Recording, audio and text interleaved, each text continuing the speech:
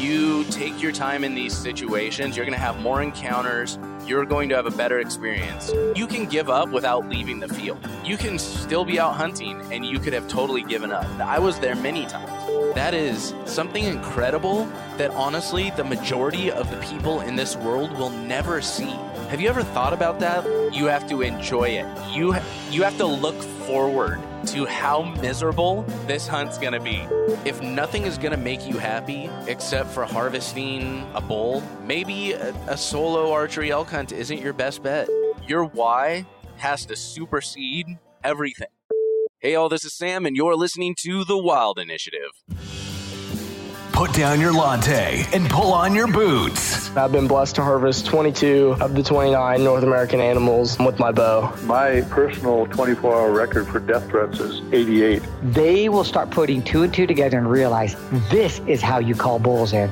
So when I go hunting now, that's the ethos I take with me. You know, whatever this hunt is going to throw at you, you pull your big girl pants up and you get on with it. Giant bucks are freaking awesome. They're beautiful. But you know what? I would not trade this first buck for anything in the world. So I'm a geek. Magicians and dragons and magic swords. I kid you not, man. I'm the biggest dork in the gun business. I'm Freddie Hartice, the Hollywood Hunter. This is Aaron Snyder. Hey, this is Trevin Stoltzfus with Outback Outdoors. This is Rihanna Carey. Hi, this is John Sloan of the Interviews with the Hunting Masters. You're listening to The Wild Initiative. Hey y'all, welcome to episode 124 of The Wild Initiative. Before we get started, another big thank you to Sawyer Products for their continued support of the podcast.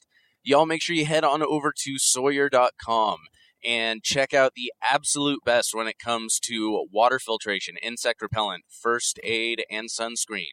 It's all of that really simple gear that can honestly just keep you in the outdoors for longer. I use most of their stuff on pretty much all my hunts.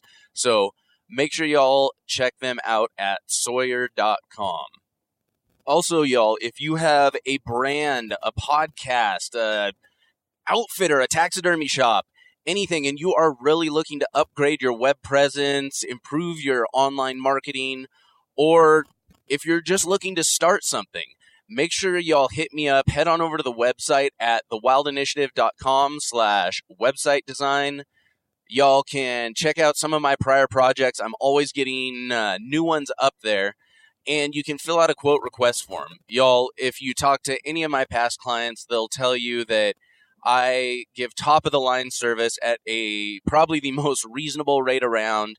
And I will make sure you are happy with the end result that you're walking away with. So head on over to the website. You can either go to thewildinitiative.com/website-design, or you can just go straight to the website. There's a media tab, and you can click on the marketing and branding tab there. Let's get you into a brand new website or upgrade that marketing. Also, y'all, if you have been listening to the podcast, make sure you are subscribed. You don't want to miss out on a single episode. It's really important you subscribe, get all of the content in your podcast provider every week. Also, I would really appreciate it if you went in and you left a quick rating and review on iTunes or Stitcher. This really helps the podcast grow. It helps me move up in the, I guess, for lack of a better term, rankings, so it becomes visible to more people. It only takes a minute to do it, so would really appreciate just an honest rating and review. And anytime you want to send me feedback, whether it's guests you want to hear from or, you know, things you think could be improved about the podcast, I would absolutely love to hear it. I really value those of you that are listening that send in feedback. I always take it into account. I can't always incorporate everything. I can't always get every guest on, but I really do love hearing from y'all. So make sure you hit me up. All my contact info is on the website at thewildinitiative.com. All right, y'all, for today's episode, I don't have a smart guy for you. I got me.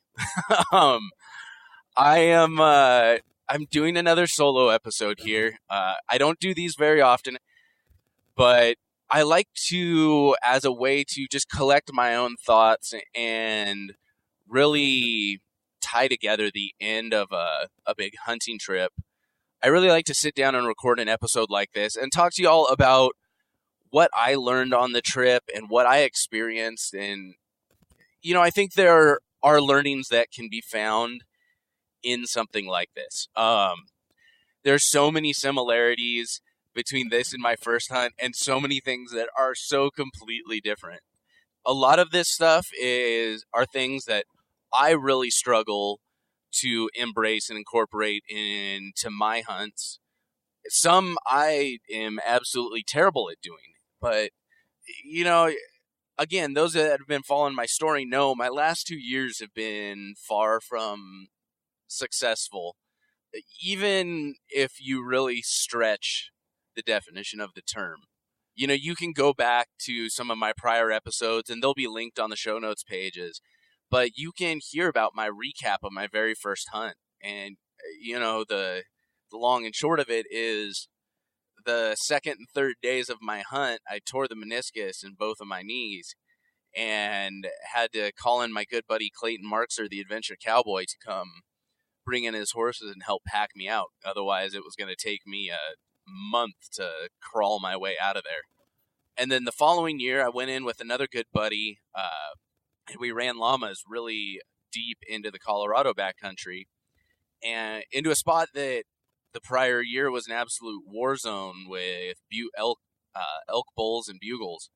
And unfortunately, this year, all we saw were a couple of cows and weren't even able to get in on them. So coming in this year, I wanted to also do things a little bit differently.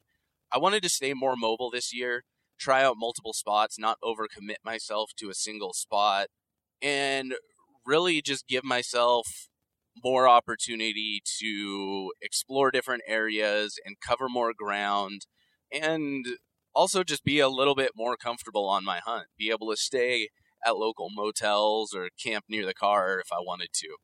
So really, one of the main lessons I learned is, don't commit yourself to an area. I learned this hard over the past 3 years. Unless there are specific elk in there that are in there that you are really chasing and you're getting into them, don't camp there hoping they're going to magically show up. For those of us that are fairly new to hunting, especially elk hunting, and we're not looking to necessarily harvest a giant booner bull, find elk where they're at, not where you think they should be. Go exploring. Find areas where you can get into them a lot more regularly and a lot easier than, hiking 7-10 miles deep and staying in an area for a week where you're uncomfortable, you're tired, you're grumpy, and maybe you're hearing one or two bugles. Stay mobile. Give yourself the opportunity to hunt multiple areas. Find spots where you can glass from your car, like just where you can kind of pull up, find a good hillside of public land, maybe a little ways off, and just sit and glass it at dawn and dusk and see if there's elk there. Don't hike in until you know there's elk. And not to harp on that point, but I saw a noticeable improvement in my season and my attitude and enjoyment when I started staying mobile, moving around, checking out new areas, and suddenly getting into elk. And once I started getting into elk, that was one of the most exciting moments for me, because then I felt like I was really learning. One of my frustrations with the past several years is not so much that I didn't harvest an elk. It's that I didn't feel like I was learning as much as I could because I wasn't getting into elk. I was out there. I was definitely learning things, to some extent, what works and what doesn't. But until you're finally actually getting into elk, you don't have that opportunity to mess up, screw up stalks, make mistakes. Half the time you don't know. It's like, am I doing things right and the elk just aren't here? Or am I doing things all wrong and I'm blowing them out before I ever see them? You don't know enough to know what you don't know. Does that make any sense? So one of the most exciting things about this trip, finally getting into elk, was the opportunity to make mistakes. And I really think that's the way you have to look at it when you first start out hunting is you learn from all these mistakes you make. And trust me, I made so stinking many mistakes.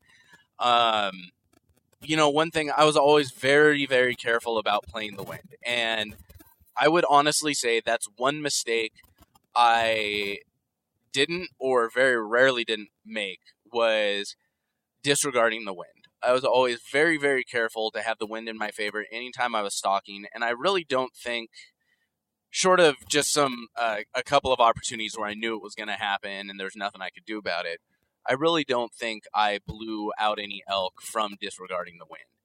But there were several times when I thought, oh, I was far enough away, there's enough trees in between me and them to where I could move fairly freely. And that was very rarely the case. Man, they will pick out the slightest bit of movement from freaking 1,000 yards away. It's insane. I was blown away by what would catch their eye. And, if you guys have studied elk much, you know that they have almost 180-degree field of vision out of each eye. So unless their head is like down feeding for some, behind some grass or a bush, or they're, walking behind a tree, they can really pick you out pretty easily. And I learned very quickly, how still I had to be, how slow I had to move, and when I could move. I mean, some other mistakes I made really related to that is just in general not taking my time. There were so many times towards the very beginning that I think I could have had more encounters, more stalks on elk if I had honestly assumed that around every corner, around every tree, in the tree line of every clearing, there was going to be several cows, several bulls, whatever it happened to be. So really make sure you take your time, because you may know exactly where that whole herd of elk are, but unless you're going for that specific satellite bull and you don't want anything else, you never know if there's going to be a group of satellites or a small herd of just a handful of elk right around this corner in this little meadow between you and the big herd. And I've seen some really big bulls in those little herds. There were quite a few bulls that I came across or I blew out in those situations that I don't know many people that would pass on. So really, as you're first starting out in your hunting, take your time. And, that's not to say there won't be times where you do need to somewhat rush, you need to haul butt, you need to move. But generally, as a rule of thumb, you're going to find more success if you take your time in these situations. You're going to have more encounters. You're going to have a better experience. If you go slow, pick apart everything, use your ears, use all your senses, use your nose. There was several times when I smelled elk before I saw them or heard them.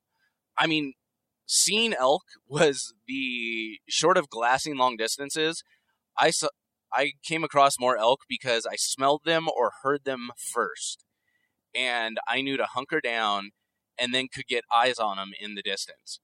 Didn't mean I could get in on them, unfortunately, but I had more experiences because of that. So using all my senses, the times I was going slow, wasn't just rushing to get somewhere where I thought I should be.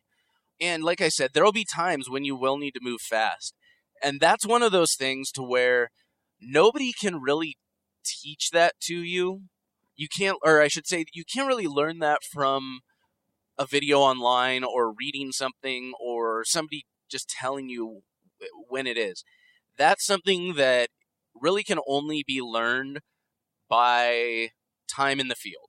And again, that's something I don't have a sixth sense about. I'm still learning, but I'm a lot better at it than I was 6 weeks ago. So, that's just something, time in the field can't ever be replaced. And that's why it is valuable. If you can go with someone, if you can find like a buddy who is super experienced that you can learn from, that's always the best option. Don't do dumb stuff like me and constantly be elk hunting solo. I don't know why I do it, to be honest. Maybe it's pride, maybe it's, I don't know. I've always kind of enjoyed being alone, but that brings up something else. Is it's hard hunting by yourself.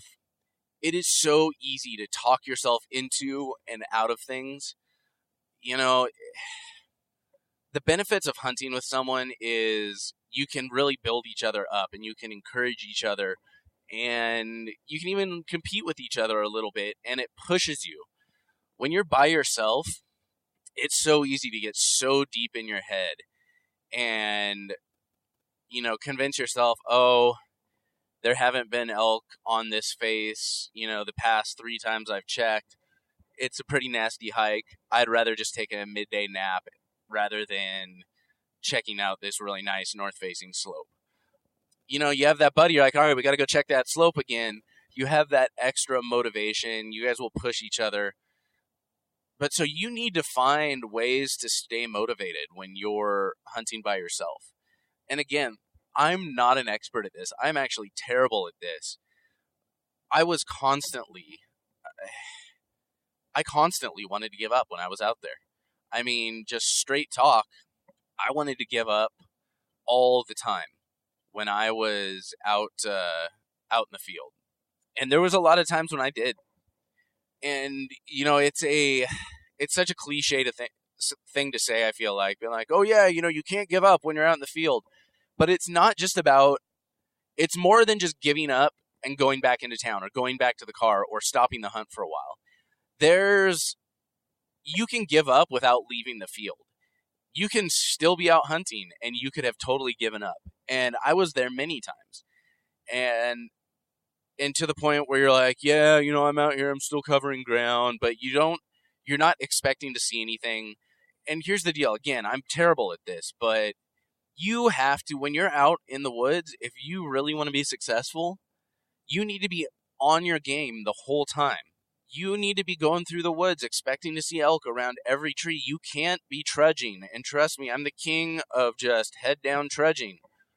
I'm telling myself that, oh, I'm still out doing it. I'm still covering ground. I'm still hunting. But I'm not hunting. I'm just walking in the woods with my bow. I'm not worried about how much noise I'm making. Half of the time, I'm not even paying attention to the wind. And yeah, that's better than just giving up and going back to the car most of the time. But that's not nearly as good as staying focused and not giving up mentally. Don't give up. Find what's going to push you. And that's really a big thing is, everyone talks about it, but you have to find your why. And it has to be the most important thing to you. I'm not saying make it more important than God, make it more important than family. But when you're out in the woods, your why you're out there, needs to be more important to you than being comfortable, needs to be more important to you than not feeling tired. Your why has to supersede everything.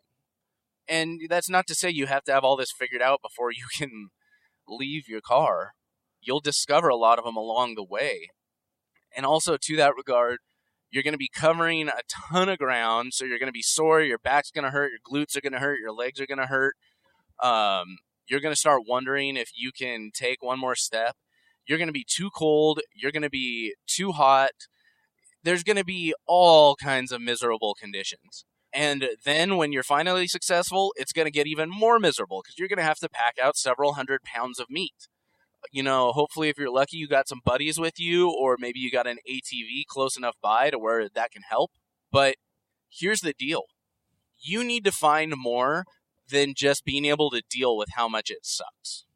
You can only just deal with something for so long before you start questioning why you're out there and wanting to quit. You have to, more than just finding a way to get through the suck, whatever. I hate using the term because it's so cliche, but you have to embrace it. You have to embrace the suck, yo. You have to embrace it. You have to enjoy it. You have to look forward to how miserable this hunt's going to be, because that's how you stay out in the woods. And again, there's times I was able to do that, but there was times when I would have rather been dead than be out there,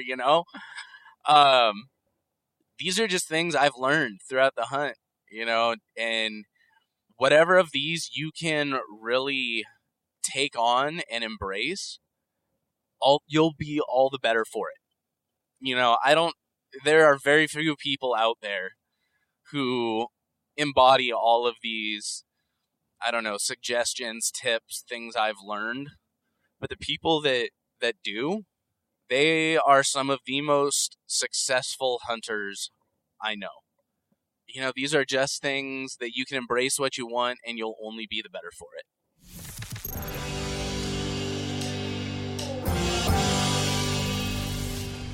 Hey, y'all, I'm going to take a quick break from recapping my elk hunt to talk to y'all about Live Bearded. Charles Spurgeon, the Prince of Preachers, is known to have said, growing a beard is a habit most natural, scriptural, manly, and beneficial. So here's the deal. If he said it, it's got to be true. And now you may be talking to me, you may be listening to this and saying, all right, you know what? Live Bearded isn't for me. I have trouble growing a beard. It comes in all scraggly and thin and doesn't connect in places. Well, y'all, I'm about to take away your excuse, because not only does Live Bearded offer some incredible beard grooming and styling products, Live Bearded also offers a really cool beard growth bundle.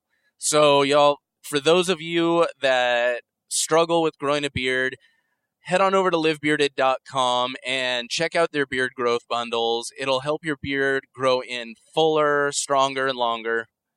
So it is definitely worth checking out. And again, ladies, for those of you that are ignoring this because we're talking about beards, come on, let's face it. Your guy looks manlier with a beard. Encourage him to grow one. We got Christmas coming up. Maybe pick him up a bundle for Christmas. And as a special gift to my podcast listeners, make sure y'all use code TWI10, get 10% off your order. So head on over to livebearded.com, check out the beard growth bundles. I think they even have their holiday scents out, so you can get smelling like Christmas, y'all. Check them out, livebearded.com. Use code TWI10 for 10% off your order.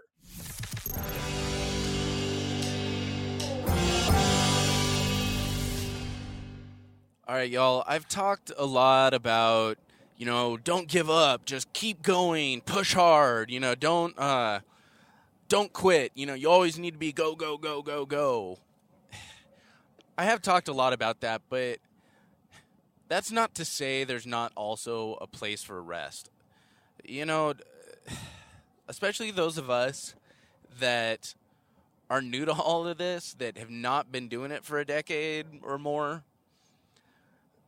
Sometimes you just need rest. You need a mental refresher. There's only so many times, you can talk yourself out of giving up without taking a little bit of rest. And so, that's another thing I learned is I try and push myself as hard as I can go, and I try and push myself a little bit further each day. But there's also a time when rest is important. Because if it comes down to you push yourself so hard that you end up breaking, you're not going to be successful in that situation either. There is a place for rest. If that's just sitting down, having a quick snack and glassing for a bit, if that is taking that midday nap, if that is just finding some time to kind of shut off your brain for a minute and just listen to the birds and lean up against a tree. Take that time if it is going to improve your situation and keep you out there for longer. one of the great things about going out into the woods is the ability to disconnect from everything. And, we put a lot of emphasis on that, and that is super important. But especially, again, when you're new and you're not used to being so disconnected all the time, there's something really refreshing about finding a way to stay connected. Whether that's picking up a Garmin inReach and just being able to send a text to your loved ones or your friends or whatever it is and check in. Or if that's finding, knowing that one ridge where you get those 2 bars of reception and you can make an Instagram post, or you can just see what's going on in the world. And there's something relieving, and that takes off a lot of mental pressure when you're just able to, say hey to your buddy or your wife or your girlfriend or your boyfriend or your significant other, whatever it is. There's something refreshing about that, and it relaxes your mind a little bit, and then you're able to continue on, make that connection a choice, and don't, I know I struggle with sometimes trying to stay too connected. I mean, it's my job. I freelance doing digital work and building websites all the time, so sometimes it's often hard for me not to work from the side of a cliff, which, to be honest, I'll take that over working in an office any day. But, sometimes I need to go the opposite direction. But so often we focus so much on, you need to go out in the woods and be completely disconnected. And, well, there's benefits to staying connected with your loved ones. It can actually keep you out for longer. It gives you that refresher that you so often need.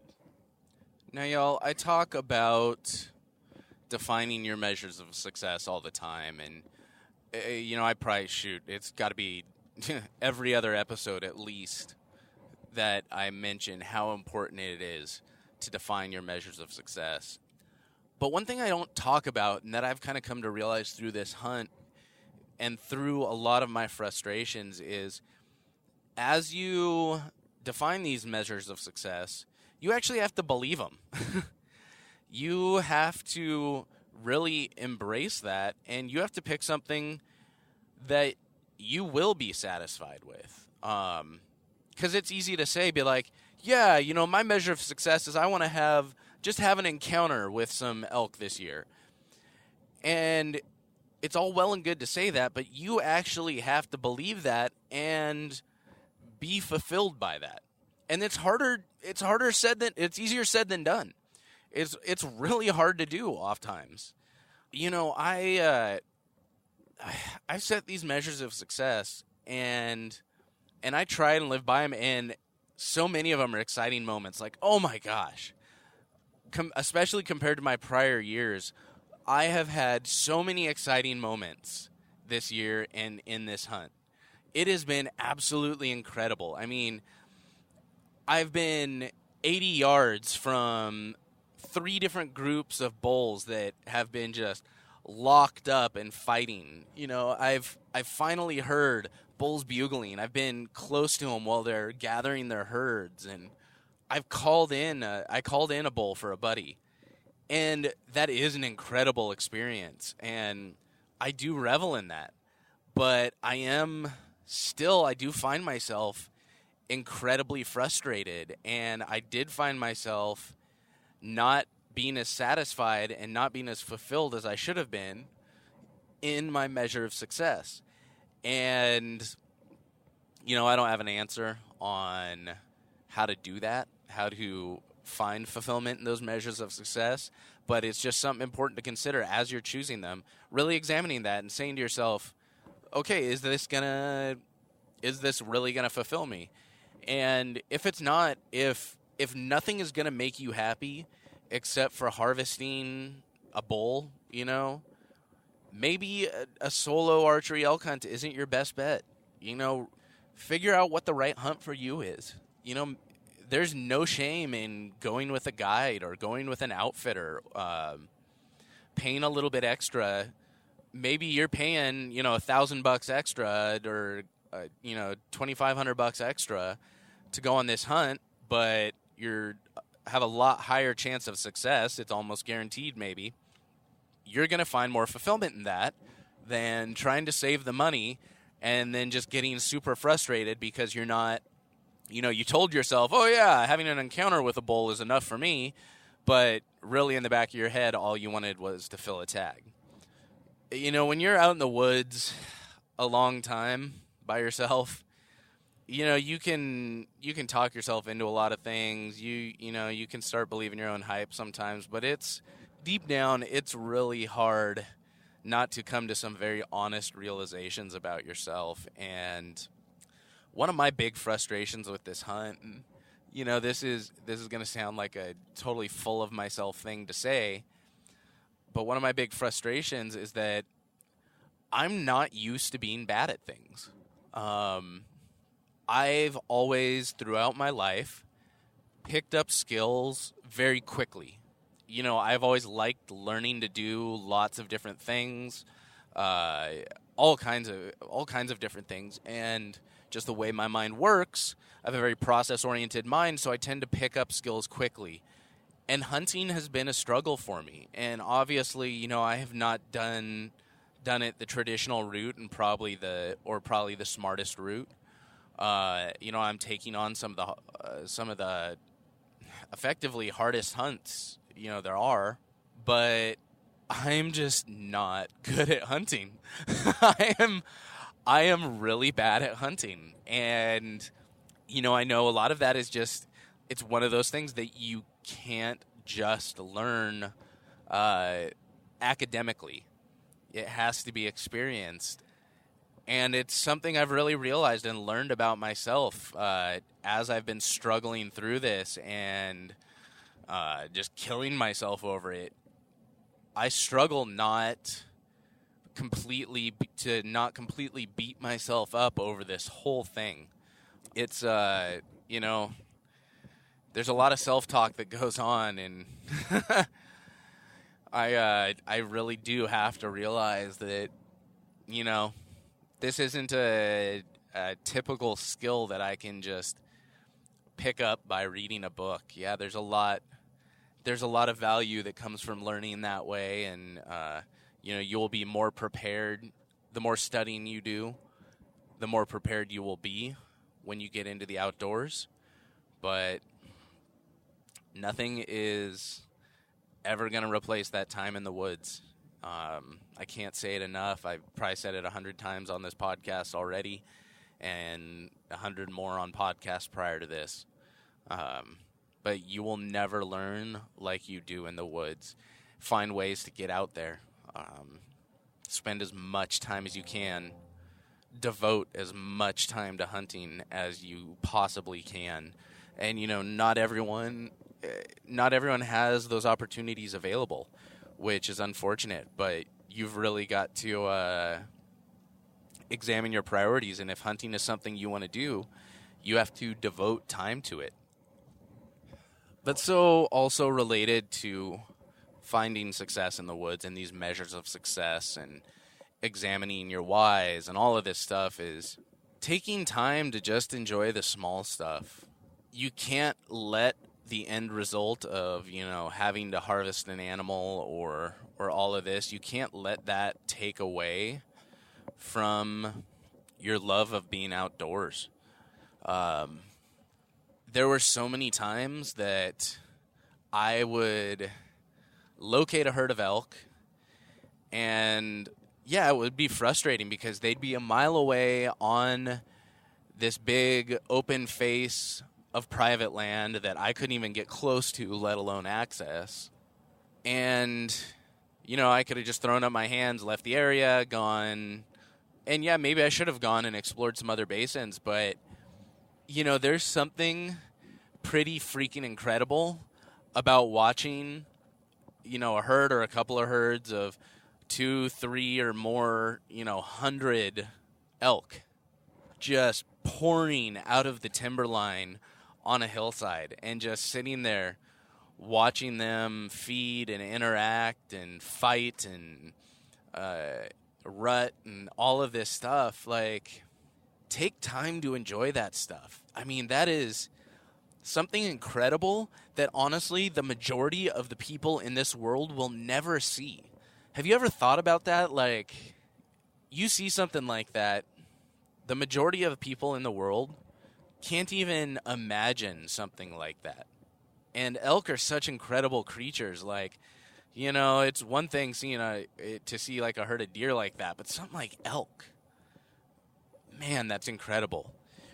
And I look back, you know, at everything I got to experience while I was out. You know, I saw a lot of animals. I saw my first porcupine. I harvested my first porcupine. I mean, that was kind of a funny story. You know, I was coming down and I had spotted a couple of satellite bulls on this draw, feeding down this draw that I could get at, and I went to call them in, and I don't know if somehow the wind swirled and they winded me, or they just weren't having what I was selling, but I couldn't get them to come in. I'd been calling for about half an hour, 45 minutes, and I just couldn't get them to come in. You know, I'd lost track of them, and I was all set up, and I hear this crack behind me of some branches, and I thought to myself, oh, crud. They snuck up behind me. You know, they snuck up behind me. I was expecting them to see them both standing there looking at me. But I turn around and see something I'd never seen before. I mean, I'd recognized it from pictures, but I saw a big old porcupine. I mean, this thing was like 30, 35 pounds. This thing was bigger than my dogs. And I tell you what, that thing looked as surprised to see me as I was to see it. It had not seen me. It had not winded me. But that thing, like, jumped and just waddled off as fast as it could. It was this big old roly-poly porcupine. And, you know, it was getting towards the end of shooting light. I didn't think I was going to get in on any elk, so I kind of stalked in on it a little bit. And it had hidden behind some downed pine branches. And I got an angle on it, and I was able to put an arrow in it. And I'll tell you what, gutting a porcupine is a very delicate business, especially when it's big, fat, and like super roly-poly, and you can't just get it to lay out on its back. It keeps trying to like flop to one side or the other. And, you know, you're using one hand to hold it open. You're trying to avoid the spines. And that was a cool experience. And I'm excited to Euro that head. It's just a cool looking skull, and I'll probably give the hide to my taxidermist to do something with. Unfortunately, he got gut shot pretty bad. The angle I was at, the gut pretty much got blown wide open. My severed broadheads, I'll tell you what, they did a number on this guy. I hit the vitals, and it effectively took all of the gut and push them out the exit hole. When I was gutting him, I had to pull them to get them out effectively without causing a bigger mess. I had to pull them all back through the hole. So yeah, there's the vibrant description of me gutting a porcupine. But you know, that was just so exciting. You know, seeing a porcupine for the first time, getting to harvest one. You know, there's just so many experiences that I had out there. And, you know, yeah, I'm frustrated that I did not harvest an animal. Or harvest an elk, I should say. Like, that's really digging at me, admittedly. But, you know, I'll tell you what. If I didn't really take the time to appreciate those incredible moments that I've had, that I've experienced while I was out there, you know, I would be so much more frustrated. I would probably be devastated if I wasn't able to look back and really appreciate and embrace those so many awesome experiences. I mean, here's the deal, y'all. It's tough not harvesting an animal. I mean, however much we talk about measures of success and finding enjoyment and blah, blah, blah, blah, blah. You know, just to kind of wrap this up, and it's not going to be the most encouraging note, but you can work your ass off. You can put in more effort than just about anyone. You can do everything right, and you know what? That will increase your chances of success, but it doesn't guarantee anything. It's not an encouraging thing to hear, but it's the truth, and I think more of us need to hear it.